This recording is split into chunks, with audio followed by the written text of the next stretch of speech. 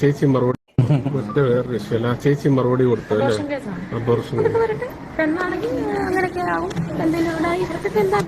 Renu Sudhi latest ആയിട്ട് പറഞ്ഞ ഈ ഒരു സംഭവമാണ് ഇപ്പോൾ ഭയങ്കരമായിട്ട് സോഷ്യൽ മീഡിയയിൽ ചർച്ച ചെയ്തുകൊണ്ടിരിക്കുന്നത്. അനാനുണ്ടെങ്കിൽ കുറച്ച് നാളുകൾക്ക് മുമ്പ് പറഞ്ഞിട്ടുണ്ടായിരുന്നു രേണു സുധി ഇത് കണക്ക് അബോർഷനൊക്കെ ചെയ്തിട്ടുണ്ടായിരുന്നു എന്നുള്ള രീതിയിൽ. അതിനെപ്പറ്റി ലേറ്റസ്റ്റ് ആയിട്ട് രേണു സുധി പറഞ്ഞിട്ടുണ്ടായിരുന്നു എനിക്കതിനൊന്നും പ്രതികരിക്കാനൊന്നും താല്പര്യമില്ല. പിന്നെ ഈ അബോർഷൻ്റെ കാര്യമൊക്കെ പറയുന്നത് എനിക്ക് നേരത്തെ ഒരു കുട്ടി ജനിക്കേണ്ടതായിട്ടുണ്ടായിരുന്നു, പക്ഷെ അത് സുധിച്ചേട്ടനൊക്കെ ഉള്ള സമയത്ത് തന്നെയാണ്. പക്ഷെ ആ ഒരു കുട്ടിക്കുണ്ടെങ്കിൽ ഹൃദയമിടിപ്പ് ഭയങ്കര കുറവായിരുന്നു, അതുകൊണ്ട് തന്നെ അബോർഷനൊക്കെ ചെയ്യേണ്ടി വന്നിട്ടുണ്ടായിരുന്നു.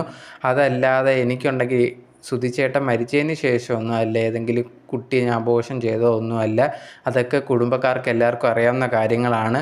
പിന്നെ ഇതേന്ന് പറഞ്ഞ് ഇനി കേസിൻ്റെ പിറവെയൊന്നും പോകാത്തത് എനിക്കിപ്പോൾ ഓൾറെഡി തന്നെ വർക്കൊക്കെ ഉണ്ട്, അതുകൊണ്ടാണ് ഞാൻ പിറവേ പോകാത്തതെന്നും രേണു പറഞ്ഞിട്ടുണ്ടായിരുന്നു. അതിനെപ്പറ്റി വീണ്ടും ചോദിച്ച സമയത്താണ് ഈ ഒരു പരാമർശം നടത്തിയിട്ടുണ്ടായിരുന്നത്. ഇത് ഭയങ്കരമായിട്ടുള്ള രീതിയിൽ ഇപ്പം ആൾക്കാർ രേണു സുധിയെ കുറ്റം പറയുന്നതുകൊണ്ട് ഇങ്ങനെയൊക്കെ സംസാരിക്കുന്ന ഒരിക്കലും ശരിയായിട്ടുള്ള ഒരു കാര്യമല്ല. ആൾക്കാരൊക്കെ കേൾക്കുന്നതാണ്, ആ ഒരു ബോധം പോലും ഇല്ലേ എന്നുള്ള രീതിയിലാണ് ആൾക്കാർ കമൻ്റ് ഇടുന്നത്.